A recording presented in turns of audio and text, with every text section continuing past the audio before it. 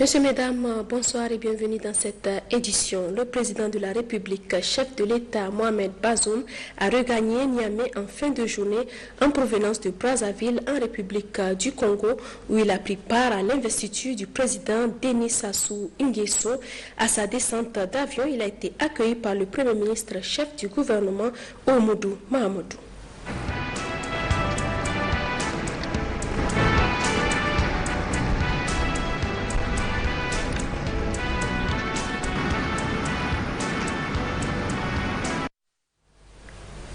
Nous reviendrons dans quelques instants sur la visite d'amitié et de travail du président de la République Mohamed Bazoum au Congo.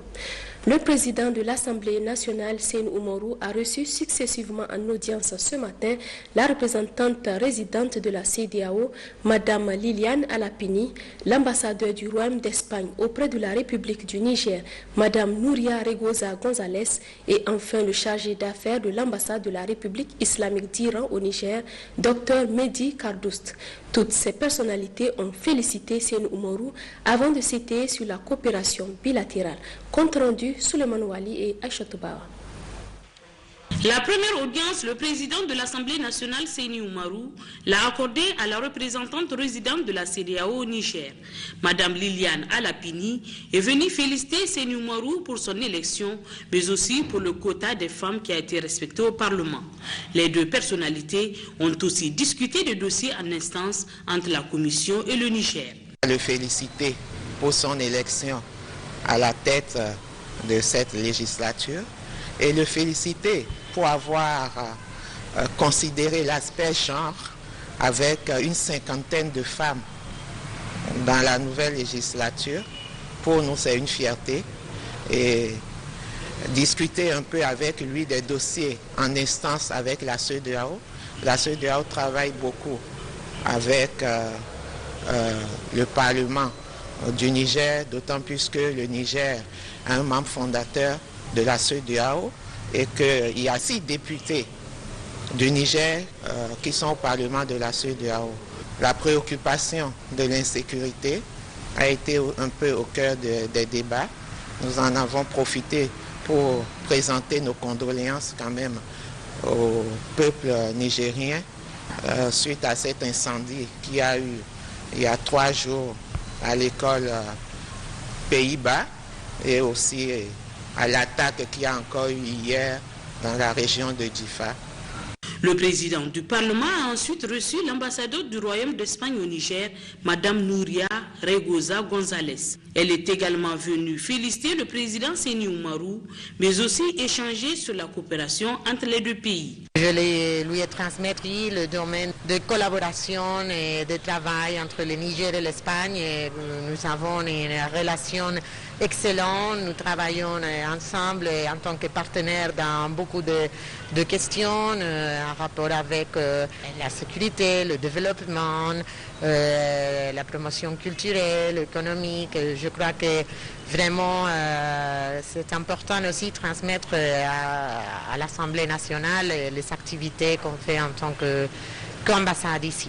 Seyni Oumarou s'est enfin entretenu avec le chargé d'affaires de l'ambassade de la République islamique d'Iran au Niger, Dr Mehdi Kardoust. Il est porteur d'un message de félicitations du président de l'Assemblée nationale de son pays à son homologue du Niger. La coopération et la tenue très prochaine de la commission mixte économique irano-nigérienne étaient au centre de leur discussion.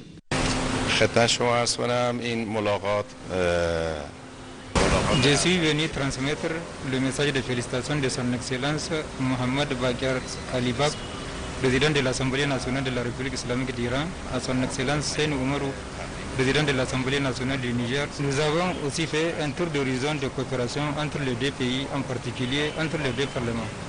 Nous avons aussi parlé à propos de la tenue prochaine de commission mixte économique irano-nigérienne qui doit se tenir en Iran. Toutes les 3 audiences se sont déroulées en présence de M. Lamidou Moumouni Harouna, directeur de cabinet du président de l'Assemblée nationale. Nous vous donnons lecture par la même occasion du communiqué de l'Assemblée nationale. Le président de l'Assemblée nationale a l'honneur d'informer, mesdames et messieurs, les députés que les travaux en séance plénière de la première session ordinaire au titre de l'année 2021 reprendront le lundi 19 avril 2021 à l'hémicycle, place de la Concertation, à partir de 10 h. Décédés suite à un incendie dans leur établissement scolaire au quartier Pays-Bas, les 20 jeunes enfants du préscolaire et du primaire ont été enterrés ce matin à Niamey.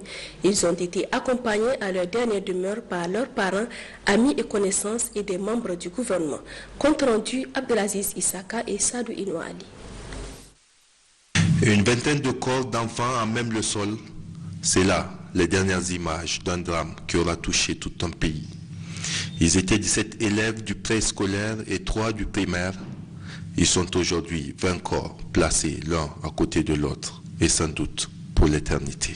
Recouverts par le drapeau du Niger comme des martyrs ou des héros de la République, ces enfants victimes de l'incendie de l'école primaire Pays-Bas ont eu droit à une levée de corps et à une inhumation en tout honneur au cimetière de Saga. En ces moments de grande émotion, les parents revoient encore dans leur tête le film de la tragédie qui a coûté la vie à leur enfant. Les enfants sont sortis saufs, mais j'ai des frères qui ont perdu des enfants dedans. Et on a été sur les lieux, dès les premières minutes. Et je vous assure, c'était horrible. C'était horrible parce qu'on était en face vraiment d'une situation intenable.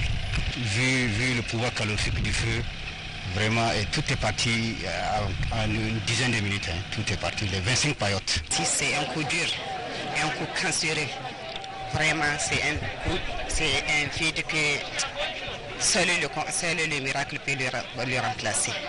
Oui, mais j'implore le bon Dieu pour qu'il les accepte dans son paradis éternel et que le paradis soit leur dernière demeure. On remercie vraiment les autorités qui nous ont soutenus et encore les citoyens aussi ont beaucoup compati à cette douleur-là. En tant que mère, nous compatissons beaucoup à cette douleur. Toute la nation a été endeuillée, tout le peuple nigérien aujourd'hui a été endeuillé. Les gens n'ont qu'à essayer de venir les voir parce que ça fait pitié. Ça fait pitié. Outre les parents, amis et connaissances, ils ont été accompagnés à leur dernière demeure par des acteurs de la société civile, notamment ceux du secteur de l'éducation, et une forte délégation d'autorités constituée de ministres, de gouverneurs, de secrétaires généraux de ministères et de présidents de délégations spéciales. C'est une grosse perte pour le pays, pour nous tous, pour les parents, pour l'État et pour chacun d'entre nous, pour chaque Nigérien, c'est une grosse perte. Il était normal que nous les accompagnions jusqu'au lieu de leur dernière demeure et également procéder à la fatia avec les parents pour leur apporter notre soutien moral. Nous savons que ce sont des moments extrêmement difficiles pour eux. C'est des moments dans lesquels ils ont besoin d'être accompagnés et le gouvernement a décidé évidemment de les accompagner. Les conditions dans lesquelles ce drame est arrivé, nous allons tout faire pour que cela ne se reproduise pas. Nous sommes tous interpellés sur la façon de gérer nos écoles, sur la façon de les orienter, et je crois qu'on va approfondir tous ensemble les réflexions afin que de telles choses ne se reproduisent plus. Ainsi, après l'enterrement, une fatia a été dite au niveau de leur école pour que leur âme repose en paix. Amen. Toujours dans la même lancée, la ministre de la Promotion de la Femme et de la Protection de l'Enfant, Madame Alaouri Aminata Zokaleni, s'est rendue ce matin au quartier Pays-Bas pour présenter ses condoléances aux familles des victimes de l'incendie de l'école. Elle a profité de l'occasion pour faire un don de vivres aux familles des victimes. Oumajemila Moudachirou, Boubacar Imran Mega. Cette visite de la ministre de la Promotion de la Femme et de la Protection de l'Enfant, en compagnie de ses plus proches collaborateurs, marque sa compassion aux familles des élèves décédés suite à l'incendie du 13 avril dernier. Très affectée en tant que mère d'abord, puis ministre en charge de la protection de l'enfant, Madame Alaouri Aminata Zokaleni n'est pas restée indifférente suite à cet incident tragique qui a bouleversé tous les Nigériens. Elle a ainsi profité de cette présentation de condoléances pour en même temps faire un don de vivre aux familles endeuillées. C'est des enfants qu'on a envoyés à l'école pour étudier. Malheureusement, ils ont perdu la vie à l'école. On n'a pas voulu cela, mais ce que Dieu a voulu, c'est ce qui passe. Donc, c'est très triste. On présente nos condoléances à toutes les familles endeuillées, donc au nom de l'État nigérien. Ce qu'on peut lancer aux parents d'élèves, c'est vraiment de s'armer de courage et que Dieu fasse que des choses comme ça ne se reproduisent plus. On est venu avec une donation de riz, 50 sacs de riz et 10 cartons de pâtes alimentaires. C'est pas beaucoup, mais c'est symbolique. Une initiative appréciée par les parents d'élèves. On n'a pas voulu à ce que il y ait ce genre de choses-là pour avoir ce don-là. Nous sommes les parents d'élèves et vraiment nous prions à ce que le bon Dieu ne sépare de ces choses-là. Et nous remercions aussi le ministre qui a fait les premiers pas, les gestes, dont nous allons mettre à qui de droit. Précisons que cette visite est un acte de soutien moral des autorités aux familles des victimes de l'incendie. Les 20 élèves décédés ont été inhumés ce matin. La société nigérienne de banque Sonibank n'est pas en reste. La société a offert ce matin la somme de 5 millions de francs CFA aux familles endeuillées par l'incendie de l'école primaire des Pays-Bas. Une action de solidarité des responsables de ce groupe bancaire pour compatir à la douleur des familles de la vingtaine de victimes. Compte rendu Hassimi Abdoulaye et Abdoulaye Hamidou.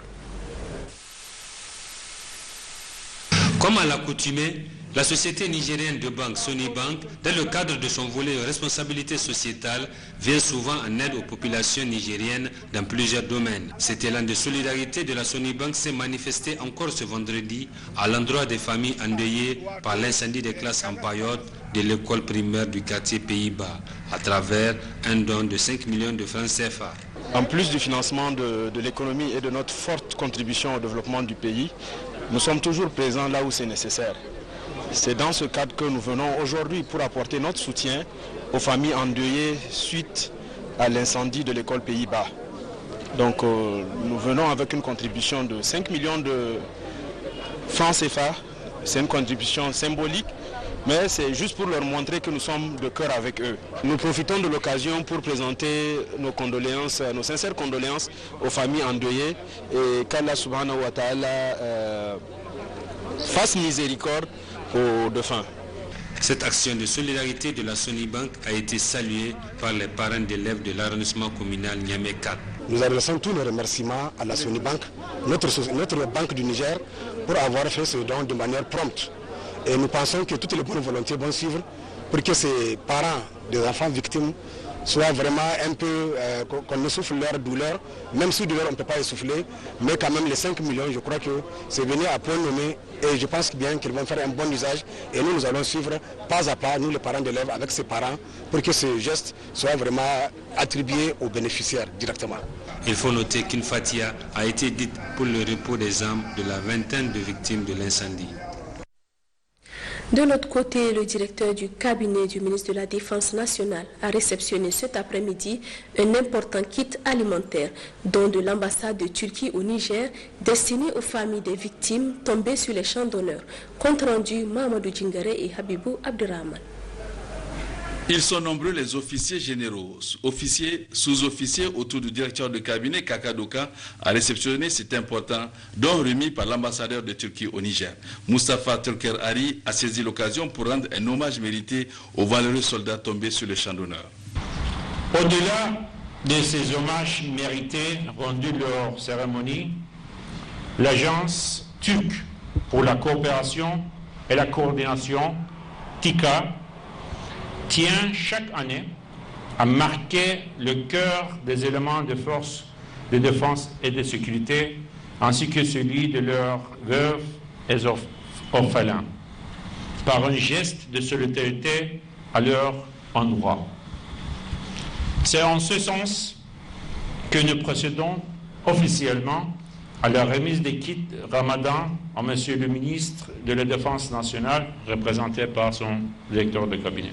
En réceptionnant le don, le directeur de cabinet du ministère de la Défense nationale a rappelé les bonnes relations qui existent entre nos deux pays. Je suis très ému de la marque de solidarité que vous venez de prononcer à l'endroit de nos forces de défense et de sécurité tombées sur le champ d'honneur.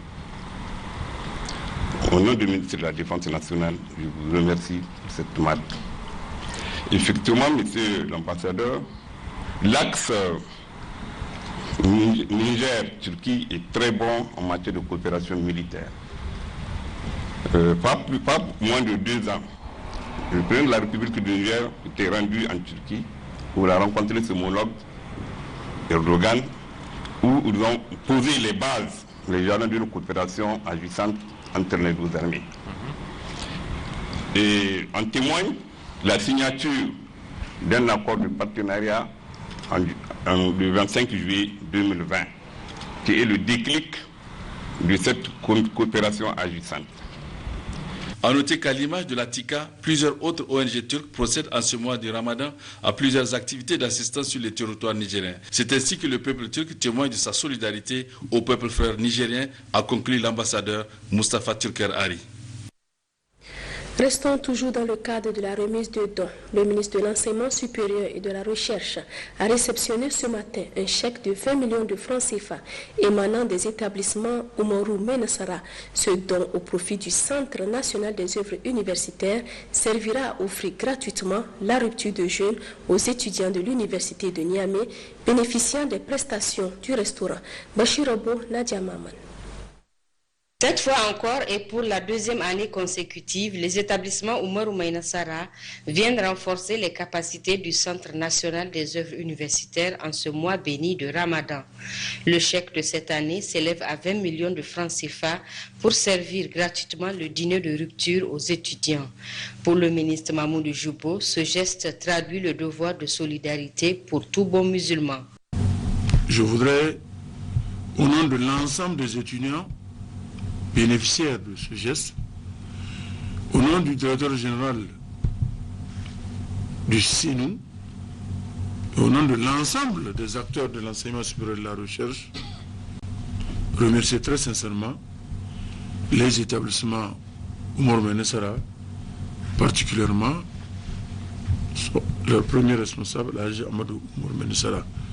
Soyez donc notre interprète auprès de lui, pour qu'il entende de vive voix nos remerciements sincères et surtout nos vœux que Dieu lui paye au centuple au moins ce geste.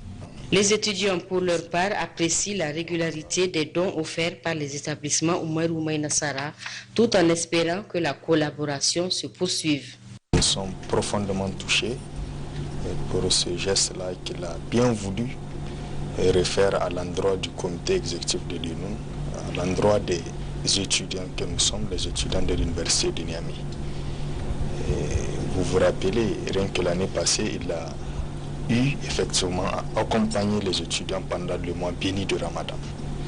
Nous sommes aussi profondément touchés par le degré de la générosité de cet opérateur économique-là. C'est tout simplement un philanthrope. Et nous ne pouvons que dire que Dieu puisse lui rendre ça au centuple. Nous remercions également le Messri, à travers le ministère, pour sa promptitude, qui a aussi bien voulu accompagner les démarches qu'avait entreprises le comité exécutif de l'UNUN. Ce geste des établissements Oumarou Maïna Sara doit être un modèle stimulateur selon le ministre de l'Enseignement supérieur. Il permettra aux quelques 6 000 étudiants de passer le ramadan dans de bonnes conditions. Autre aspect de cette édition, le ministre du Commerce, de l'Industrie et de l'Entrepreneuriat des Jeunes, Gado Mokhtar, a procédé ce matin à Niamey au lancement de la semaine d'activisme pour la consommation des produits locaux du Niger, une initiative du réseau pour la promotion de l'entrepreneuriat agricole au Niger en collaboration avec l'initiative 3N. Compte rendu Hawa Mahmoudou et Abdoulaye Ali. Organisé par le réseau Agri-Profocus Niger, en collaboration avec le Haut Commissariat à l'initiative 3N, la semaine d'activisme pour la consommation des produits locaux transformés du Niger est un cadre d'échange et de recevoir. En procédant au lancement de la dite semaine, le ministre du Commerce, de l'Industrie et de l'Entrepreneuriat des Jeunes, Gado Sabo Mokhtar, a loué cette initiative. La Socoprol se déroule en cette période de Ramadan, où notre pays a besoin de produits diversifiés de bonne qualité et répondant aux exigences des normes sanitaires en vigueur. Une période pendant laquelle les produits agroalimentaires issus de la transformation de nos productions locales sont de plus en plus nombreux sur le marché.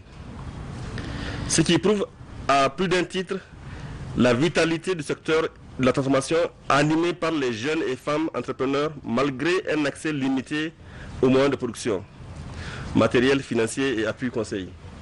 La coordinatrice du réseau pour la promotion de l'entrepreneuriat agricole au Niger a dit que ce cadre de donner et de recevoir des jeunes et des femmes entrepreneurs agricoles participe à la mise en œuvre de la politique nationale en matière de sécurité alimentaire et nutritionnelle.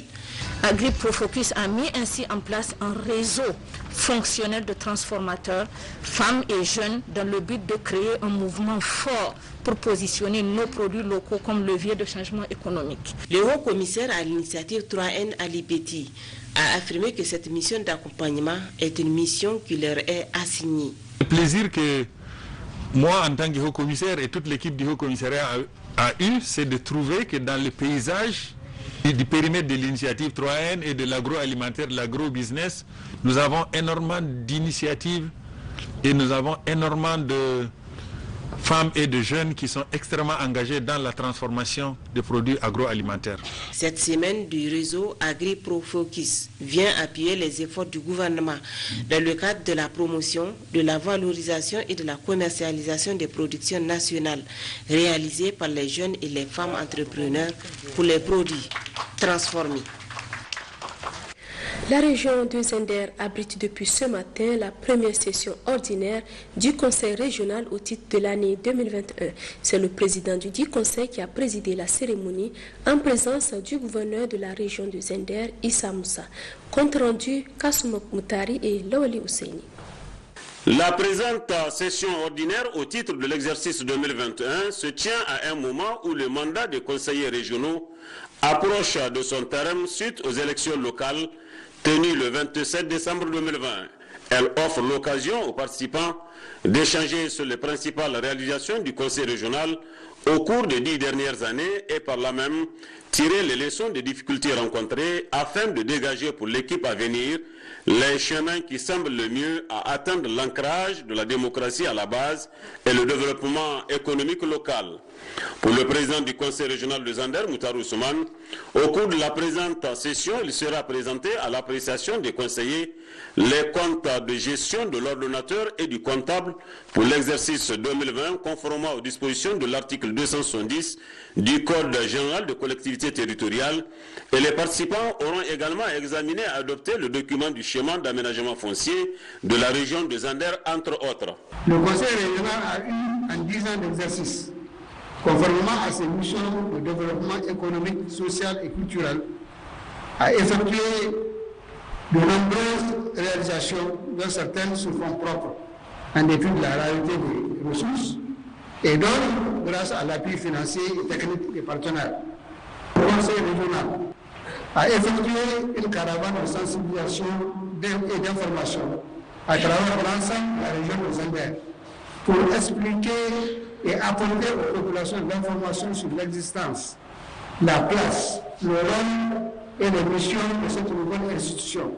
En matière de coopération décentralisée, le Conseil régional a tissé et entretenu des rapports avec l'État fédéral de Kano au Nigeria, le gouvernement de Fatick au Sénégal, la signature de la convention de partenariat entre la région de Koukoro sur le financement des projets de bourse territoriale pour un Sénégal émergent. L'accord de partenariat avec la région de Marrakech-Safi au Maroc. Il est également à mettre à l'actif du Conseil régional plusieurs réalisations, notamment dans le domaine de l'éducation, de la formation professionnelle, de la santé, de l'hydraulique, de l'agriculture, de l'élevage et enfin dans le domaine du sport et de la culture.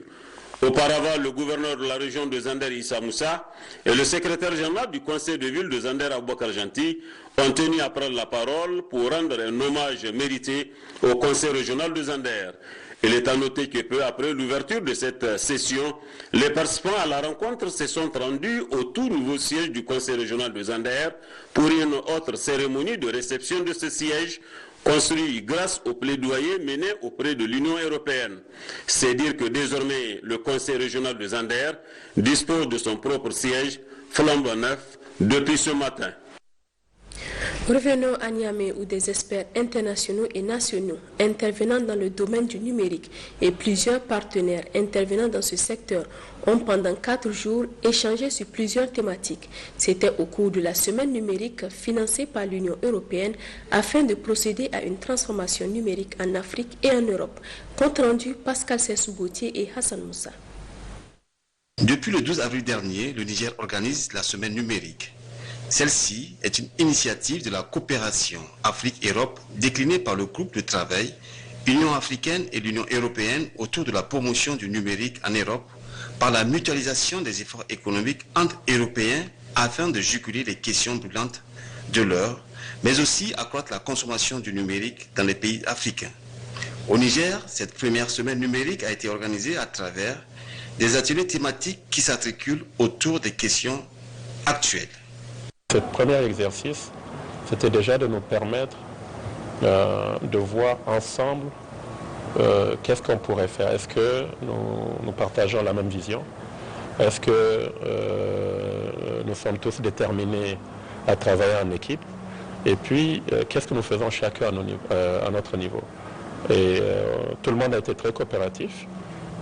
Les partenaires ont montré dans les différentes thématiques qui, je le répète, étaient autour donc de l'éducation, e-éducation, e-gouvernement, e-santé, e-agriculture et puis e-entrepreneuriat. Le chef de la coopération, délégation de l'Union européenne et l'expert du secrétariat DVD 4D HVB sont tous satisfaits des résultats qui en découleront de cette collaboration autour des idées ingénieuses. Les objectifs de cette semaine du numérique sont en fait d'identifier des opportunités mais aussi des défis, et bien identifier, formuler des recommandations dans tout ce qui est la transformation numérique ici au Niger, qui permettra en fait de mieux comprendre les enjeux ici au Niger et qui permettra évidemment aussi d'identifier des coopérations, des collaborations dans le futur. Quand on fait du digital, on oublie parfois que l'humain est clé. Il faut des solutions, oui, technologiques, mais il faut surtout quelque chose qui marche au niveau de l'humain qui est derrière pour que les solutions soient utilisées, mises en œuvre. Et il faut que les partenaires se mettent autour, ensemble de priorités accordées pour être efficaces et impactants. Donc je pense qu'on a créé cette dynamique-là cette semaine. Et il y a vraiment un point de départ qui est très fort. Toutes les activités organisées dans le cadre de la semaine numérique ont abouti à des recommandations pour que les avantages sociaux, économiques, culturels, pour ne citer que cela, du numérique, soit bien compris par l'ensemble des acteurs qui interviennent dans ce domaine. Lancement ce matin de l'atelier régional pour la mise en œuvre du projet d'appui à la structuration, la professionnalisation des ONG et associations au développement et la promotion du dialogue État, partenaires techniques et financiers au titre de la région de Zender. Une rencontre présidée par le secrétaire général de la région. Compte rendu Aritrosa et Maman Ousmane. Le présent atelier a pour objectif global de contribuer à l'internationalisation et l'appropriation du contenu projet par les acteurs et partenaires clés impliqués dans la mise en œuvre. C'est pourquoi, dans ce mot introductif, la vice-présidente du groupe des aides privées, GAP, s'est apaisantie sur les objectifs spécifiques du projet. Informer, sensibiliser et mobiliser les responsables des ONG et associations membres et les partenaires impliqués sur les tenants et aboutissants du projet. Partager et enrichir les résultats du diagnostic institutionnel et organisationnel du GAP et ses ONG et associations membres. Amener les leaders des ONG et associations membres et les partenaires à dialoguer sur une même vision sur les concepts de structuration, de professionnalisation et de promotion du dialogue entre les ONG, l'État et les PTF et adhérer au processus. Partager et enrichir le diagnostic sur les besoins de renforcement des capacités des ONG et associations de développement dans le cadre de leur structuration, professionnalisation et du dialogue PTF et État. Formuler des recommandations. En prononçant son discours d'ouverture, le secrétaire général de la région des Anders dit que ce projet vient à point nommé car il contribue sans nul doute à l'amélioration de la gouvernance au sein des ONG et AD et de promouvoir un dialogue avec les ONG et AD, ce qui cadre parfaitement avec les objectifs du gouvernement. Le dialogue entre l'État, les partenaires techniques et financiers et les ONG et associations de développement cadrent parfaitement avec l'engagement de son Excellence M. Mohamed Bazoum, président de la République, chef de l'État, qui, dans son discours d'investiture, a clairement affirmé son intention de mettre fin à certains malentendus qui ont pu avoir cours entre les autorités et certains acteurs de la société civile ces dernières années. Enfin, compte tenu de la complexité des problèmes que vivent les populations, les nombreux défis auxquels sont confrontés les États, les ONG de développement jouent de plus en plus un rôle très accru dans l'accomplissement des États dans la mise en œuvre, le suivi et évaluation des populations publiques et les stratégies de développement. Le gouverneur de la région de Tillabéri a procédé ce matin à l'ouverture des travaux d'un atelier d'enrichissement et d'appropriation du plan de mobilisation des parties prenantes du programme de la plateforme de sécurité de l'eau au Niger. Compte rendu Karanta Ibrahim Seni et Ousmane Sani Abdou. Grand défi du millénaire, la gestion de l'environnement en général et celle de l'eau en particulier était le centre de cet atelier dont l'objectif visait de permettre un enrichissement et une meilleure appropriation par les participants du document de la plateforme intégrée pour la sécurité de l'eau au Niger, PISEN. C'est un regroupement des différents acteurs, les émanciper, les sensibiliser sur l'utilisation rationnelle et la sauvegarde et maintenant développer la résilience contre le changement climatique. Parce que tout cet arrêtement, tout cet étiage sévère de ces différents points d'eau et du au changement climatique. Or, si on ne prend pas garde, ça risque de s'accentuer et là, ça va déclencher une sorte de cataclysme hydrique. La problématique de la rationalisation de la gestion de l'eau devenue mondiale, le Niger n'y va pas de main morte. Le Niger, à l'instar des autres pays du monde, a dans cette perspective adopté un certain nombre de documents stratégiques, notamment la Commission nationale de l'eau et de l'assainissement, CNA, créée par décret numéro 2006-032 PRN MHE-LCD du 3 février 2006 pour servir d'organe consultatif pour les autorités et d'instances de concertation entre acteurs du secteur de l'eau et de l'assainissement. Le plan d'action national de gestion intégrée des ressources en eau tangible en 2017. Le schéma directeur de mise en valeur et de gestion des ressources en eau. Au niveau régional, on note la prise en compte de toutes ces questions relatives à la gestion de l'eau par la tenue régulière de réunions de la Commission régionale de l'eau et de l'assainissement CREA. Ceci traduit la ferme volonté des autorités de notre pays, sous l'impulsion du président de la République, son Excellence Mohamed Bazoum, de créer les conditions de dialogue intersectoriel et interusager nécessaires pour une gestion durable et intégrée des ressources en eau. Ibrahim Tijani Katiala d'adresser une invite aux participants à suivre avec l'attention requise les différents exposés en vue d'un échange fructueux, tout en les exhortant à travailler avec efficience afin d'obtenir les résultats escomptés. Allons à Agadez qui abrite depuis ce vendredi les travaux de la session de formation sur les droits et devoirs des enfants et jeunes. C'est une initiative qui est soutenue par le Royaume du Danemark avec la participation effective des ONG CNEJ et CONID. Les précisions avec Algabit Assadek et Bachir Harouna.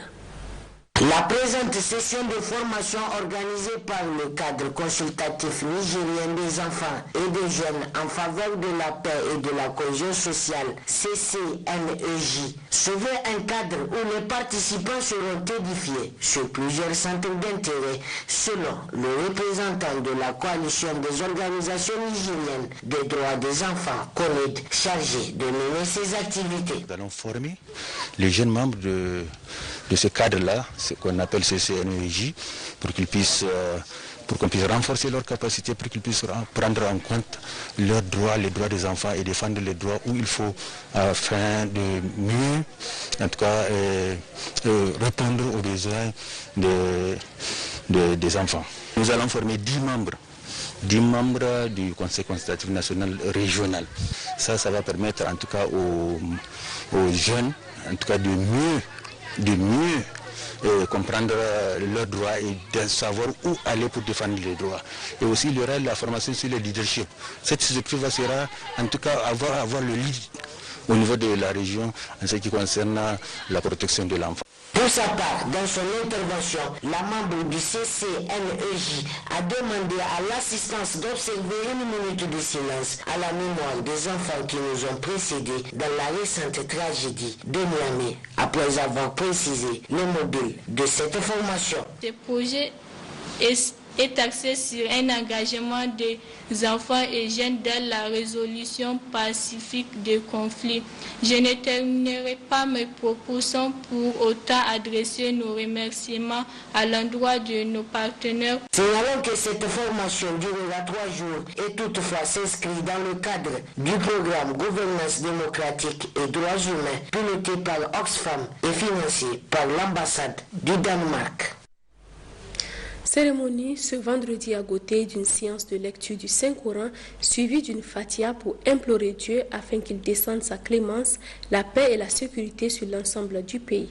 Compte rendu Jibo Hassan et Amadou Ibrahim. Les oulémas de Goté se sont en effet retrouvés ce matin dans l'enceinte de la préfecture pour une séance de lecture du Saint-Coran, suivie d'une fatia pour implorer Dieu, le miséricordieux, le tout miséricordieux, afin qu'il descende la paix, la sécurité, la prospérité dans le département de Goté et au-delà sur l'ensemble du Niger. Comme on le sait, notre pays est dans un contexte d'insécurité imposé aux paisibles citoyens par des hommes sans foi ni loi et qui sèment la désolation au sein des populations.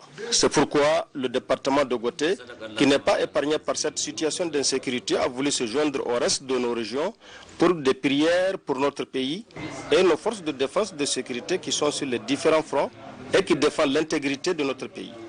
Le préfet de Goté, Moussi Jibo Moussi, entouré de ses proches collaborateurs en bon fidèle musulman, s'est joint aux oulémas dans cette séance de lecture du Saint-Coran et la Fatia. Nous avons, Dieu merci, ce matin, prié Dieu pour qu'il descende sa paix, sa miséricorde sur la communauté de Goté en particulier et sur tout le Niger, voire le monde entier.